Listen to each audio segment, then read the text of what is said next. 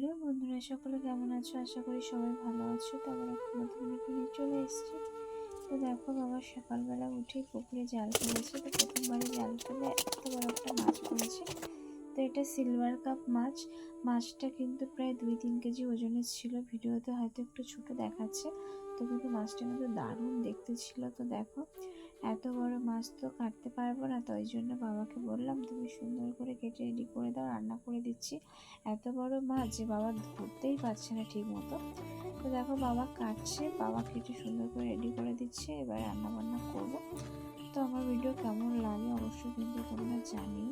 তো মাছ কাটাটা ঠিক হচ্ছে কিনা সেটাও কিন্তু অবশ্যই কমেন্ট করে জানিও। তো দেখো, মাছটা কিন্তু প্রচুর তেল হয়েছিল, হয়তো খুব টেস্টি হবে জানি না। যাই হোক, রান্না বান্না করে দেখি খেতে কেমন টেস্ট হয়। তো চলো, সুন্দর করে কেটে ধুয়ে রেডি করে নিয়েছি লবণ হলুদ মাখিয়ে। তো এবার মাছটাকে ভাজা করে নেবো। তো দেখো, মাছটা প্রায় আমাদের রেডি হয়ে গেছে। তো এবার রান্না বান্না করবো। তো পেঁপে আর কিছু আলু কেটে নিয়েছিলাম, এটা দিয়ে আজকে রান্না হবে। খুব একটা মশলাপাতি অ্যাড হবে না, সিম্পল রান্না করব।